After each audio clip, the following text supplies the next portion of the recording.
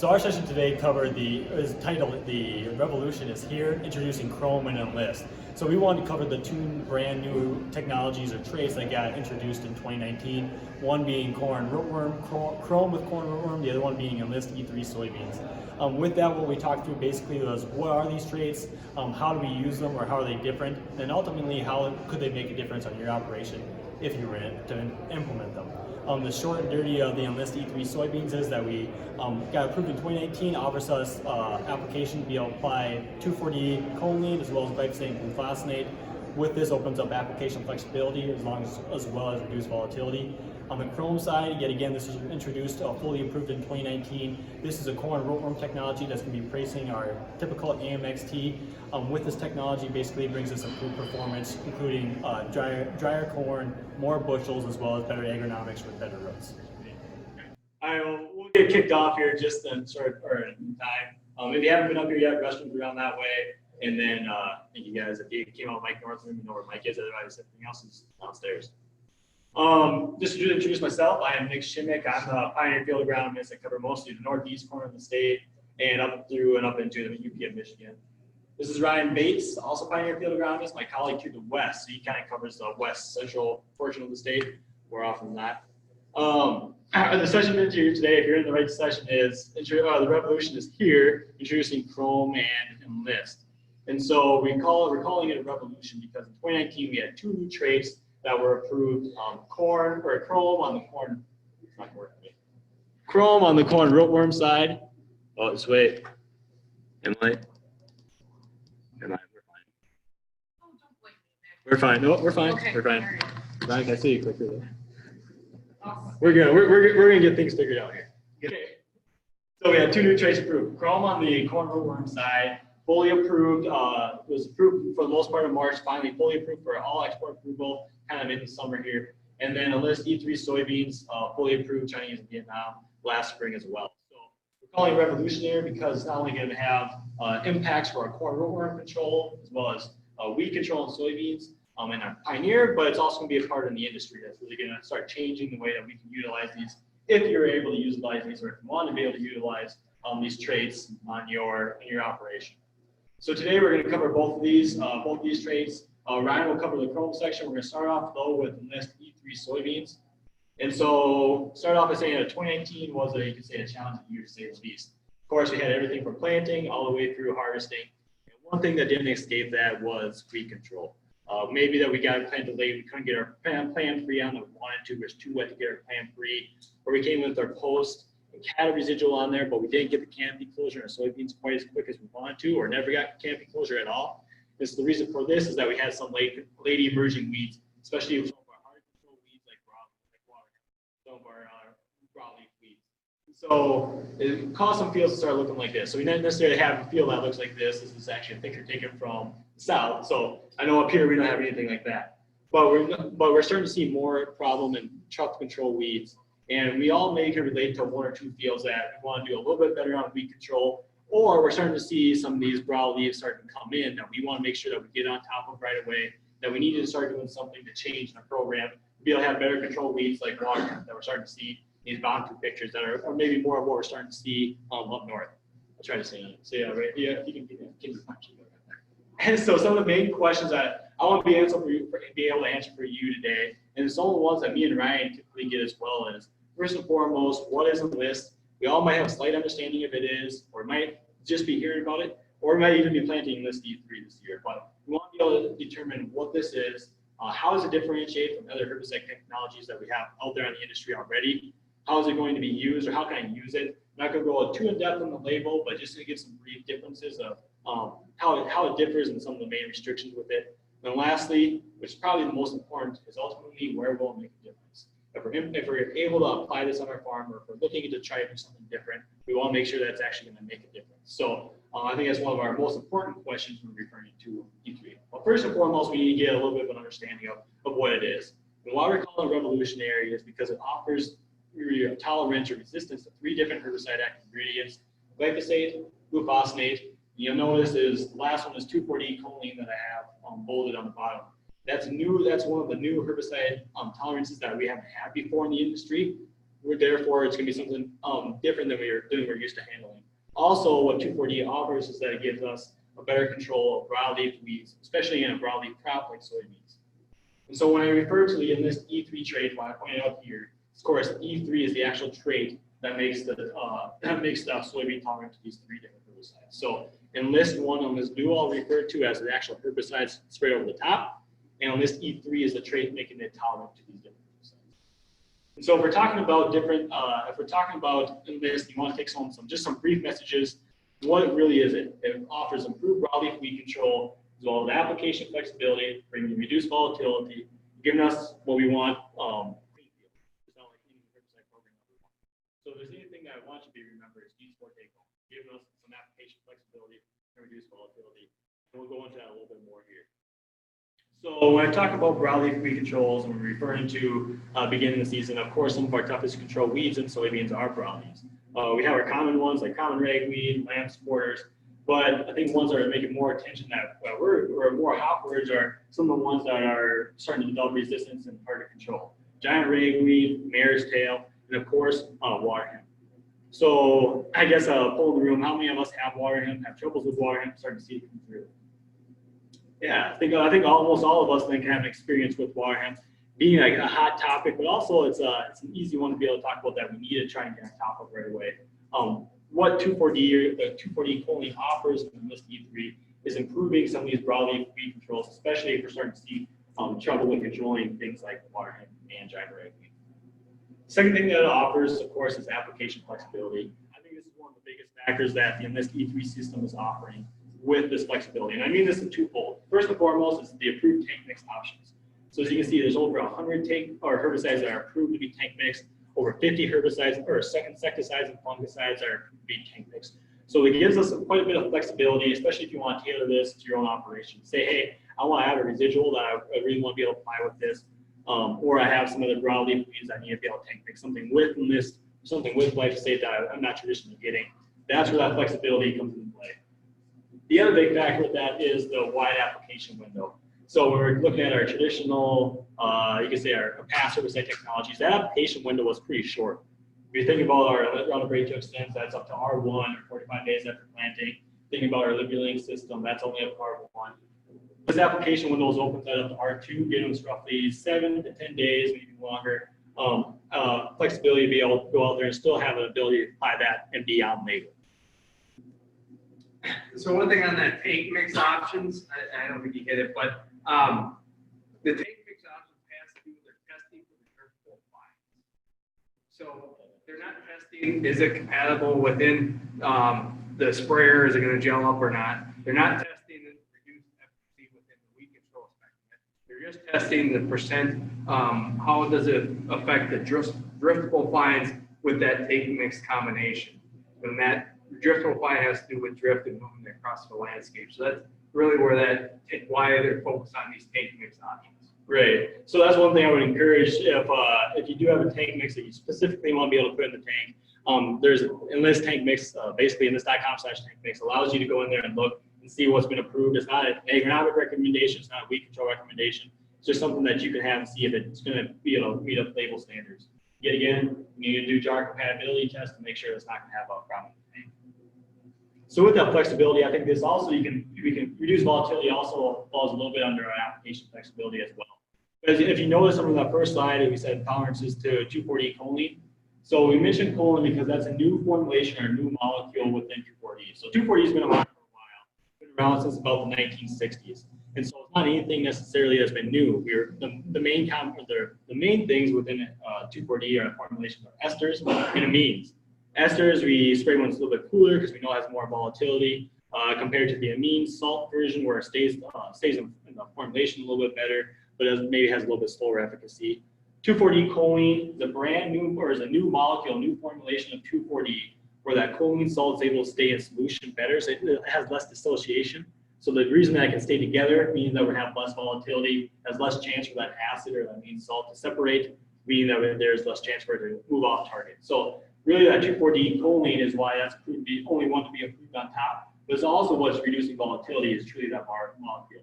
So even if you look at this image here, We're looking at that near zero volatility, they say, compared to the other 2,4-Ds, but compared to the ester, it's reducing it by roughly 96%. Compared to the amine salts, reducing it by almost 88%. So it's really taking down that volatility. And I refer to volatility, I'm not saying drift. Volatility is after it's been placed on its intended target, those particles are able to pick up and move. So it's able to stay in form, stay on target. The other thing that when we're talking about staying on target is reducing drift as well. Looking at reduced volatility, talking about those both, I think this is a good example of both of those. So if we look at the same water volume, same pressure. On the left-hand side is tank mix of glyphosate in traditional 2,4-D. On the right-hand side is glyphosate with 2,4-D choline. And I think one of the main things you notice here is this cloud behind it, right? So those clouds are driftable fines or suspended particles.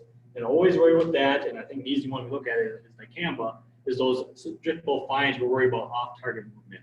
So at 2,4-D choline, along with this, what they call Herculex RW technology, basically allows it to stay on target better, reduces driftable fines, and ultimately keeps our intended herbicide where we want it, which is, of course, on the weeds. So how does this differ? How would the Enlist E3 trait differ from the other herbicide traits that we already have on the market? And so I mentioned a little bit earlier that there's necessarily, Enlist isn't the silver bullet, or maybe I did mention that, but Enlist isn't going to be a silver bullet. It's got to be part of a system, and there's no one correct system to use. However, just the one that works best on your operation. And so I think this is a good table just to give some brief overview on how they differ and maybe how they're a little similar as well. So we know our Roundup Ready to Extend has been around for several years. LibertyLink GT27 released last year was a new herbicide trait, and LibertyLink, which is glyphosate, or just a single trait. So we look at how they differ. Of course, we look at those herbicide tolerances. Enlist E3 offering the three different herbicide tolerances: glyphosate, glufosinate, and now the 2,4-D choline, compared to 2 or 1 herbicide tolerance from the Extend or LibertyLink. I skipped over GT27 because that trait offers 3 different tolerances. However, the corresponding herbicide is not approved to be sprayed over the top. So truly, you can only use glyphosate and glufosinate, and which limits I guess the depth of that trait as well. But the other thing I want to point out how this differs is that we look at the application window between each of these herbicide traits as well. So I mentioned that we have flexibility with Enlist because we can go up to our R2. Looking at Roundup Ready to Extend, we know that we're at R1 or 45 days after planting. The label will vary a little bit depending on state to state as well. But another thing with the Extend system, we know that's a restricted use pesticide, meaning that we have to be certified to be able to purchase and be able to apply it. Not so much the case with Enlist E3. And if you're looking at still at the application window, up to bloom or R1, similar with LibertyLink, shortens that application window. And I think that's one of the biggest advantages as well with that. And this picture depicts that. So if you're looking at Fexapan, that's our dicamba model, or that's our dicamba. On the bottom on this duo on this one, that's your 2,4-D choline. What you're seeing is that opens up that application window, opens it up through R2, gives us more time to be able to get out there and spray that on label. If you look, one thing I like about this is that it pairs up well with common techniques, which is glyphosate. So if you're looking at the top here, this is our Durango or DMA. That's our glyphosate. They can spray up to R2 as well. Typically, stay on label, and that's going to match up perfectly when you look at your Enlist system. And so when we're looking at these as well, like I said, I don't necessarily want to go through the label because there's some different nuances with that. But what I encourage you to do is to have an Enlist 360 training online. If you're going to be looking into spraying Enlist, or if this is going to be your first year, it's not required. But what it does is just gives a great 15 to 30 minutes overview of some different label changes that maybe you're used to with Roundup Ready to Extend system. This isn't required, like if you're going to be out spraying dicamba, so it's not necessarily you need it to go spray. But I just encourage it, especially since we're starting to get into this technology, to be able to learn it, different nuances within it. But what I want to point out on the label is just a couple different things on how we're going to use it. Of course, we've already talked about an application window up to R2. We talked about the different take mix partners, nozzles. We have to be able to make sure those are both approved. We want to make sure our weather conditions are the same, just like with any spray technique. We don't want to be spraying in a temperature inversion. And we don't want to spray when winds too high, of course. So they always offer that wind speed of 3 to 10 suggested, no more than 15. And then we'll talk about this here in a second too, but susceptible crops is going to change this a little bit. Most of our susceptible crops you're going to see on the label are fruits and vegetables. What you're not going to see on there is non-Enlist soybeans and alfalfa, which is some of the common crops in our area. So not necessarily listed on susceptible crops, which may be seen on other labels. The other main thing that may change is this application. So if we're looking at their application of that action technology, suggested spray rate is 10 to 15 gallons per acre, reduces that maximum water carrying capacity. If you're thinking about when you spray glyphosate, you want to have more, or you want to have a higher spray rate out there because it's contact herbicide. With these, we're looking at 10 to 15 gallons per acre. And then our Enlist Duo or Enlist One, which is the 2,4-D approved herbicides and 2,4-D choline, have different spray rates as well. 4 3/4 pints per acre for Enlist Duo and 2 pints per acre for Enlist One. And so when I refer to these, this is the 2 herbicide options we saw on that table that are approved to be sprayed over the top. So like I mentioned, you can't necessarily go out there and spray 2,4-D, just any 2,4-D on top. The main reason for that is because of that volatility that we saw. So we want, so that 2,4-D choline with the full XD is offered in both of these different basically herbicide options. First of which, how they differ, Enlist One is basically the straight goods of 2,4-D choline. So all in one jug, it's not mixed with anything, but allows for a little more flexibility if you're going to be mixing it with another herbicide or residual option. The other one is Enlist Duo, is the combination of, like say, the 2,4-D choline. So more of a convenient blend all in one jug, is a little more tank stability with it if that's what you're just going out there with your post application. So these two are both be able to apply over the top. The only thing with that, like I mentioned, is these are the only two with 2,4-D choline actually. The other thing on that label too, I mentioned, is the susceptible crops, and the main reason for that is wind direction. So how this will vary a little bit, and you'll see here the susceptible crops list. What you don't see is not only soybeans and alfalfa. So what you see here is mostly fruits and vegetables, tobacco, which you grow a lot of that up here, but some more of those kind of things. And what you can't do for wind direction, or on the label says that if the wind is in that direction, they'll spray, of course. However, if not, the wind is out the right direction, going away from susceptible plants, you can plant right up to the edge. So it's not allowing that buffer, not even a buffer within our susceptible crops. You can spray right up to the edge. A little bit similar for our wind direction, when we're looking at sensitive areas, roadside ditches, trees, lawns, things like that. We have to have a 30-foot buffer if you're going to be spraying when the wind's in that direction. If not, yet again, you can spray right up to that edge. And the main reason for that is that, well, first off, that soybean trait offering you to spray 2,4-D choline, which has less volatility, stays on target better. It's going to have less problems with it moving off target, injuring some of these sensitive areas. I think just in general, you'll see as herbicides come up for re-registration, you'll see more of these sensitive areas. I think even like a Roundup, I got re-registered, there would be a sensitive area, and on the wind that you may have to plant back as well. So as regulations become tighter within the environment, I guess.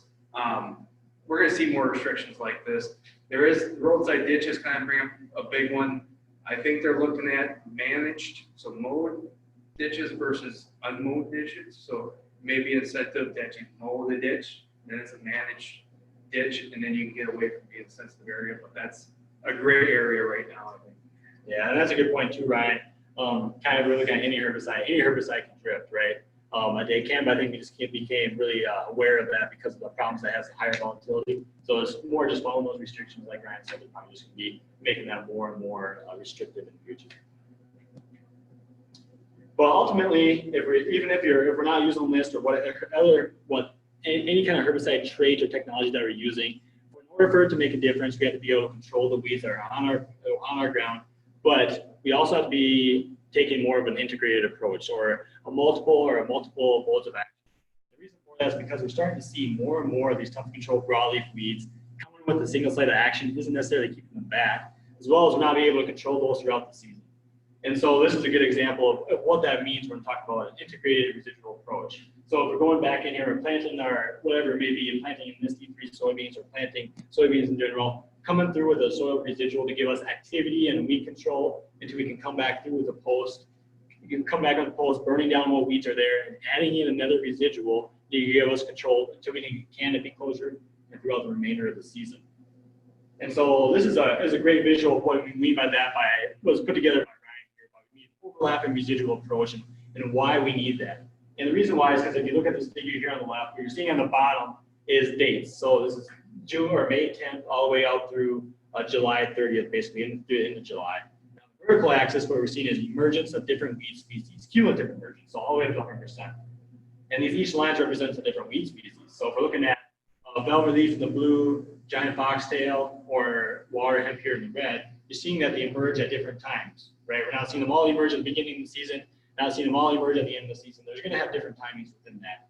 And so using an overlapping residual approach not only gives us maybe multiple modes of action, but gives us better control of these weeds throughout the growing season.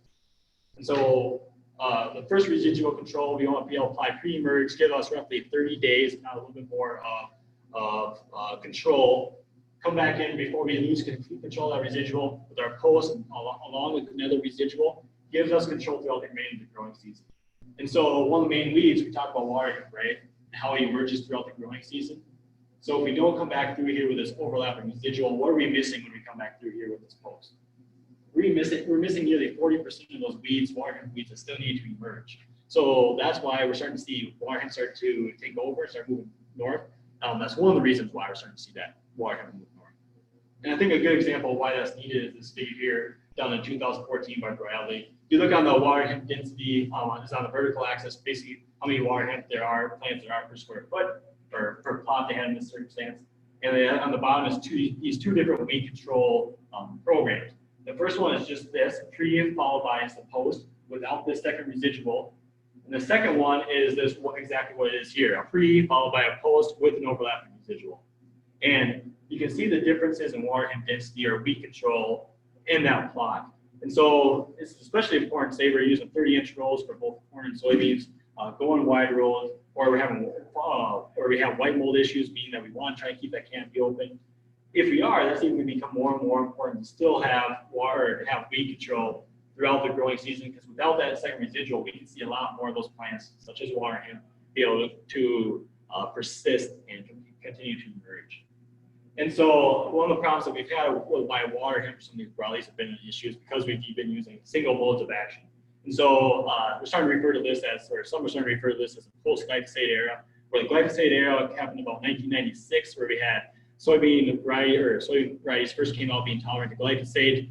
About 2002, because it worked so well, we had about 80% of U.S. acres planted to glyphosate-tolerant soybeans. So it worked really well. It's a great tool. But what we're starting to see is more of these troublesome broadleaf weeds, as well as resistance starting to develop, meaning that we need to come at this with a different mindset and come at this with a different approach. And so this doesn't necessarily, I'll point this out here, it doesn't necessarily mean that we need to eliminate glyphosate. It's not saying that glyphosate is not useful, but saying that we need to incorporate this into a better system via half improved control, or maybe that we're not seeing that satisfactory control. And it's especially true while we're seeing weeds evolve, like water hemp, Palmer amaranth starting to move its way north as well, which is in the same family, starting to show some more of those problems. And so why is one of the main reasons that we look at water hemp is that it's been able to evolve, it's been able to develop resistance. I think Purdue Reed scientists put it this way: it's basically the perfect weed for our row production systems. The reason why is because it's the way it's able to grow and it's the way it's able to pollinate. First off, it has rapid growth, C4 plant. It's able to grow during hot conditions, especially when we get through July and August. It's able to grow really fast. The other reason why it's a prolific seed producer, it can produce up to 500,000 plus seeds per plant, meaning that we can build up that seed bank really fast, and we're starting to see some of our escapes. We already talked about that extended germination period. You can see that all the way through July, even going into August, we're starting to see some of those last water hemps still emerge. And lastly, why the resistance develops so easily in water hemp is because there's separate male and female plants. It's a dioecious plant, meaning that we're able to have cross resistance better because it's able to have different plants, or it's able to survive some of those spray applications. However, even though water hemp seems like it's impossible to control if we get it, how the heck are we going to keep it out? The main way to do this is looking at, it does have an Achilles heel, and looking at its life in the seed bank. So it's a relatively small seed compared to some other large seeded broadleafs. And so if you look at this life in the seed bank, what you're seeing here on the vertical axis is it's percent in the seed bank, and the bottom is the years out. So as you see, by year 4, we're starting to decrease population or viability of those water hemp seeds down to nearly 10%. So it's got a relatively short life in the seed bank. Of course, if you look at water hemp, being a plant that says produces 200,000 seeds on that plant, you have 10% survival. That's still quite a bit of plants out there, right? So we still need to come through this, even though it has an Achilles heel. We need to reduce the amount of seeds in that seed bank, and this is one way to do it. And coming out with a multiple modes of action using a residual approach, having a good system to be on top of it year over year. It doesn't take long for us to be on top of that and start reducing the amount of water. And when we talk about weed evolution and resistance to develop, we're looking at that glyphosate here, like we talked about. Here's coming in with our traditional, say we had 2 glyphosate applications. If you're still looking at emergence, this was done actually in Iowa, so it's probably pushing that emergence out even farther from moving up here. It has about 10% still emerge if we're just coming through with our 2 posts. This is without resistance. It's just coming through with needs to emerge. 10% still can emerge. However, if we push this out, adapting it for this graph more for northern Wisconsin. This is probably pushing this out a little bit further, saying we still have 20% emerge. Meaning that's one of the reasons that we should look into, or one of the reasons why we have weed evolution and resistance developing so easily. This is just a simple figure showing us how it can produce so rapidly, or how it evolves so rapidly. All that happens is it takes one skip, one resistance plant to develop, goes through it, especially with a plant like water hemp. In years 2 and 3, we're starting to build that population. Doesn't take long, or it's starting to come in from the headlands. By years 4 and 5, we're starting to see that if you're using the same herbicide program, that we're not seeing that we can't control any of these, which is why we're starting to see resistance develop, not only in glyphosate, but if you look at water hemp, it costs a lot of different herbicides, sites of action, modes of action. This is actually updated from 2018 to different counties that we had different cross resistance within water hemp. But the main picture of this, or the main reason that's bringing it all together, that we need to have an integrated approach. If we're starting to have some of these tough to control weeds, because we need tough to control weeds, because we need to come in and control these, especially during a critical weed-free period, and try to reduce that seed bank throughout the year. I'm going to highlight 3 though on the bottom that I want to point out, because like I mentioned earlier, there's no perfect herbicide trait, there's no perfect option. It's only going to matter what's within your what's going to work best within your operation. So we need to come through with multiple modes of action, but selecting a soybean variety, the tolerance traits that's going to work best for you. And so there's a lot of different options out there, and maybe if you're using straight Roundup, or if you're using Roundup Ready to extend traditionally for Liberty Link, each one has their benefits. What Enlist allows from this is multiple herbicide tolerances. So we have the 3 that we talked about: glyphosate, glyphosate, 2,4-D choline. Gives us the flexibility to be able to go out there and control that up to R2. Gives us a little bit longer, as well as reducing volatility and giving us what we want most of it is clean fields and actually yield potential.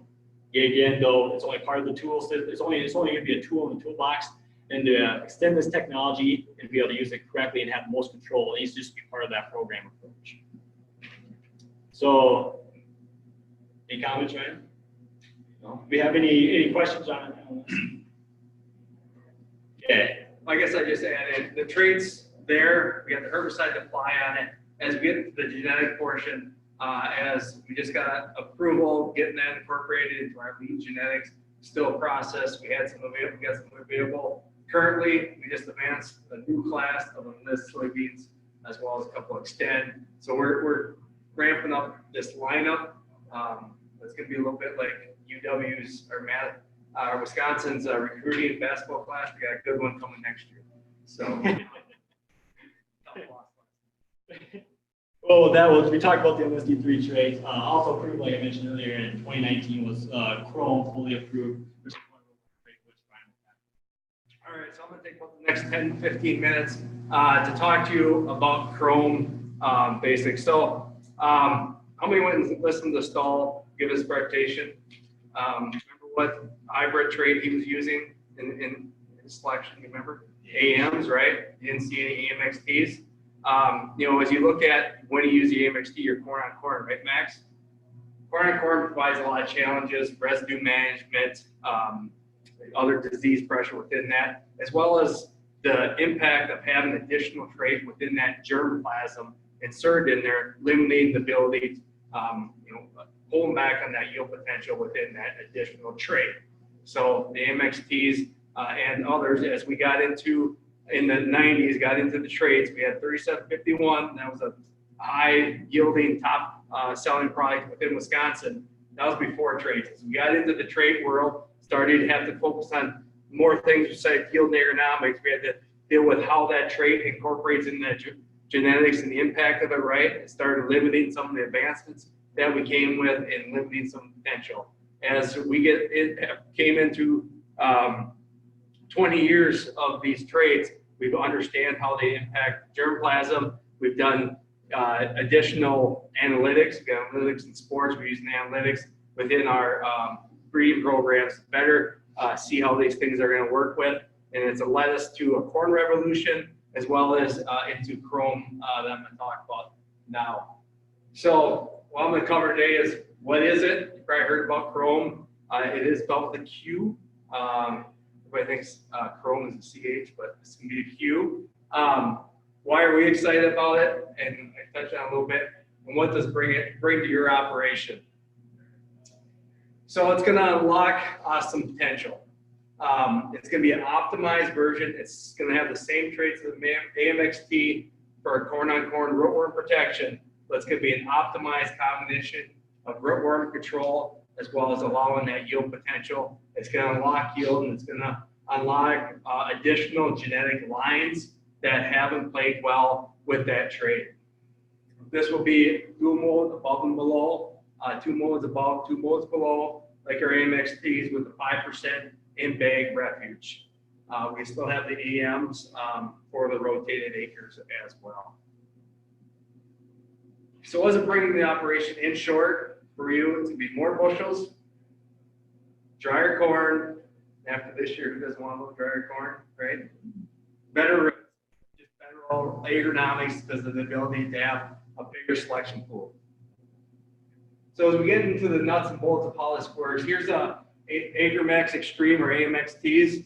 Here's the trait package within there. You've got your Yield Guard corn borer as well as Herculex 1. That's providing you above ground protection for things like European corn borer.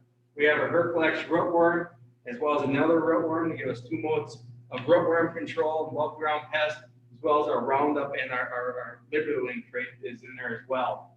As we move into the Qrome, it doesn't change too much, but what we create is we take that Herculex 1 and Herculex rootworm, put it as a molecular stack, and it's the event is DP4114, which actually is the trait that China approved.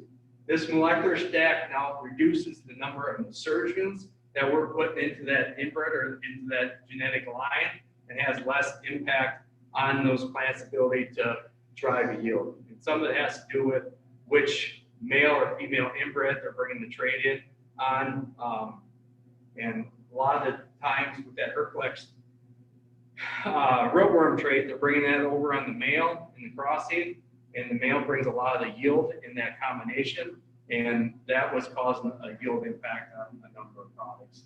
You know, when I was in, I've been with the company for almost 10 years now.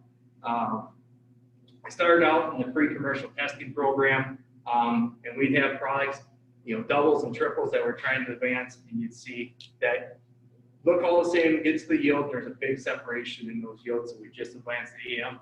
This is going to allow us to bring EMs and Qrome, so we've seen that big time. So I'm going to explain this. I had a kid not quite a year ago, but Qrome products is kind of like having one kid. It's kind of easy. You got some flexibility. You can do multiple things. I still got one hand free, right? Still got some flexibility to really not exert a lot of energy. AMXT is a little bit like trying to carry a whole family at the house. Taking exerting a lot of energy, a lot of time spent. So Qrome still has its, still is impacting germplasm, but a lot less than what the AMXT. That was the best example. Ryan's a good example too. Think about, Ryan mentioned, opens up not only the agronomic benefits, but the breeding platform. You can go a lot more places maybe with one kid, or it takes a lot more to get 3 kids out of the door. So These aren't my kids. My wife would probably strangle me if I tried that market. Anyway, so the corn revolution, you may have heard about this, seen advertisements about this. There's a podcast on this, and kind of explains. They do a lot of interviewing with the research scientists and breeders that kind of go into nuts and bolts of the corn revolution that they're calling it. It started with change. So as we got into dealing with the traits and trying to take all this new technology in and the analytics, we really had to change how we're approaching some of this. Some of this started, I talked about impact.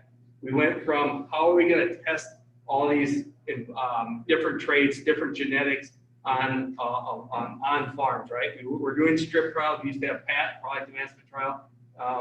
Many of you probably planned those. Those were just strip trials with commercials and experimentals. Impact, or the pre-commercial testing program, does a dedicated team that plans monitors, collects data, and harvests, analyzes that data, and helps make the advancement process. We added, have changed a 2-year impact to provide multiple years of the consistency of year over year. You look at the past 2 years, what's next year going to bring? Products that are advanced had to go through the hot year of 2018 and the hellhole of 2019. And now we're set up to get stability in that. It brings us some exciting products to look at for 2020. They've also started doing some double haploid breeding, more genotypic, precision phenotypic, which has to do with drones. They're flying drones to do scoring for northern leaf blight disease scores, actually relative maturity using drone technology to help do that.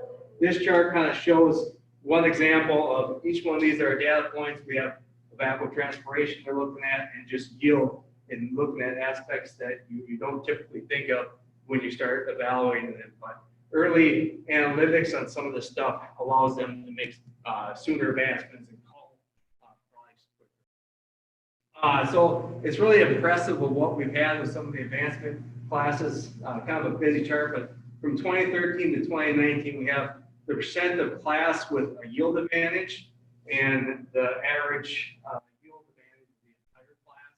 And so, and then the blue bars are our 6%, our 6 bushel yield advantage. Orange is 10 bushel. As we look at the average yield advantage of the entire class in 2013, we're basically parity, fighting a strong battle. As we move to 2019, now we're up to 60% yield advantage of products with the yield advantage with at least a 6 bushel, many with a 10 bushel advantage over many competitors. So we're making strong advancements, and I would say, I look at 0157, I think it was advanced in the 2015 class. We're really straight for that. As we look at that one being old, some of the new products has really overtaken many of those products within that lineup. So unlocking more than just yield, I said better roots, but really better agronomics. As we look at the years from 2015 to 2020, the Qrome products tested in the Corn Belt, and then this is the average root strength, which would be the root score. Our scale 4 to 8 is shown here. The better the score, the better. Our higher the score, the better the roots, and it shows us that improvement, a 13% improvement. This is because we're allowed, or this Qrome technology has allowed us to make better advancements. We're not always shooting for that. Some of those higher yield ones with weaker roots, we're able to bring yield and roots or northern leaf blight or another agronomic aspect within that Qrome technology. As far as the efficacy, it has it's been optimized, but the level of rootworm protection is similar, not significant between the AMXT within the Qrome. As we look at non-BT checks or rootworm checks, you're over 1.6 in our testing. We're down here about a third of a point. You're gonna have some feeding within there with any trait, but we have impressive balance there with that rootworm control. So Nick talked about Enlist. Enlist, we actually got approval from China ahead of time. They weren't expecting, and so we're still breeding up the genetics behind that and improve the lineup that we have. Qrome's been around for a while. We had approval in 2013 for Qrome. We could actually start raising Qrome in U.S. in 2013, what had been grain channel. So, but we continued testing. We actually did some grain channeling within out in the feedlots in Colorado. They're actually growing on large scales. Impact's been testing Qrome for a number of years. So we have some proven performance. We've seen products come up through the pipeline that actually we just kept waiting for China to finally give it an okay because we didn't want to head down a hole with putting through an unapproved trade. So looking forward, this corn revolution is going to change. Qrome's what we're moving into, but it's going to change as the decade goes along. 2020, as we look at here in a few years, we're actually going to come out with PowerCore Enlist RA. It's going to give us Enlist technology within our traded products on the corn side as well. Mid-decade, we're gonna come up with a new rootworm trait with RNAi that's gonna give us help with the resistance aspect within that stack and likely use that EP414 aspect within that pyramid. And then late in this decade, we'll have another third generation trait to help us with corn rootworm. Trying to stay ahead of this rootworm, so we're already looking ahead. We're getting our trait integration and our traits within our inbreds and growing up that rootworm. So as I look at the yield, just to share a little bit of information of what we saw. So here's 9998 Qrome versus 9998 AMXT. In 2019, these were some on-farm trials. We had 10 comparisons. People actually put these two products head-to-head. Yield advantage across those locations was 6.7 bushels with an average wind rate of 70%. 70% is good. And this is that moisture advantage, 1.1 points drier on the Qrome versus the EMXT. So that's makes it more bushels, drier corn, 3.5 bushel corn, 4 cents per point of bushel, brings you a $31 AGI advantage with the Qrome version.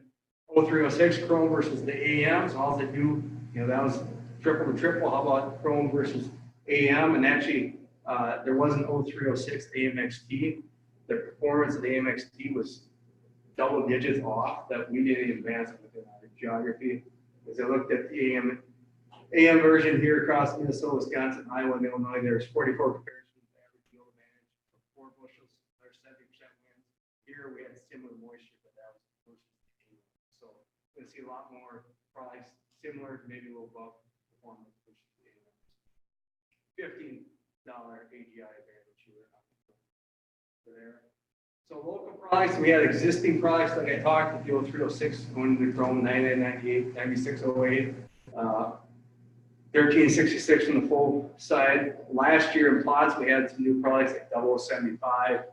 We had the double versions of that, 0421, new 112-day VMR in the Qrome version as well. And we just got announced this week some new advancements. These are just Qromes. There's AM with some of these as well, but some exciting new early 95-day and earlier Qrome versions that we're really excited to take a look at. We'll have some supply and in plots next year as well to show those off. And as you'll see here, some of these, like Ryan mentioned, are established products. Think about how long we were able to test these back from 2013 starting off. The ability to be able to do that allowed for us to get approval last year, go full bore with changing some conversions over, make it better. You said 9998, traditionally AMXT, got a Q right away, 9608 got a Q right away, so allow us to go full bore into it. So we're still working on what we'll have for supply to sell for this next year, or for this upcoming season. It's probably gonna be pretty small. We're probably gonna get together next day or two and talk with our product team that actually has those numbers. So talk to your agronomist here next week. They may have some indication if you're interested in looking at any of those products. Just wrapping up, really comes back to we're looking at more bushels, drier corn, and better roots or better economics. As I still predict, maybe I'm wrong, I'm no marketing guy, but I think we're going to plant 100 million acres of corn this next year. We're going to have a lot of corn on corn coming out going forward, and this technology is going to help us hopefully make a little bit of money.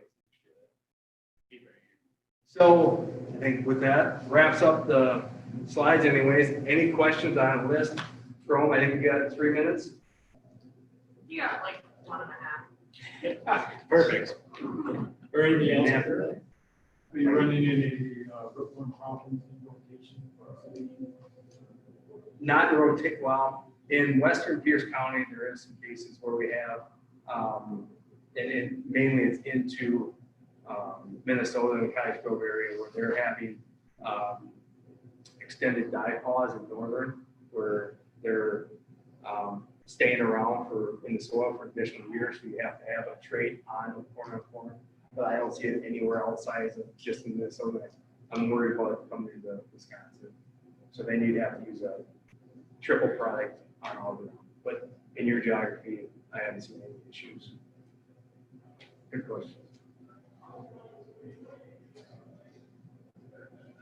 let's hope we don't got hit down You got the progress. there. And they'll come, I mean, there's two different types of, as Mike was asking about, you know, there's rootworm, you don't have to worry about corn on corn because they lay their eggs within that soil. There's two different types of variants basically on rootworms that have adapted to a corn soybean rotation. So there's a northern corn rootworm has extended diapause, where instead of emerging the year after they lay the eggs, so if they plant corn, they lay their eggs in the ground, instead of emerging the next year, let's say you got soybeans, it's not a host, they're going to die off. They actually stay in the soil that whole year, and then the following years, 2 years later, they actually emerge and then feed on your roots. So the soybean corn rotation every other year, you actually have to worry about corn rootworm. The other, and that's the issue you're seeing in some just in Minnesota. The other version is Western bean cutworm, or not Western, Western corn rootworm has the variant that'll actually the beetle will actually lay their larva in the soybean field. So they go move over to the soybean field, lay their eggs there. So the eggs, and when hatch, there's a suitable host next year in that corn for them to feed on. You have rootworm issues. So two issues been around for a number of years now that hasn't came into it. I think some of our rotations, as well as alfalfa helps that with our breaking up that cycle.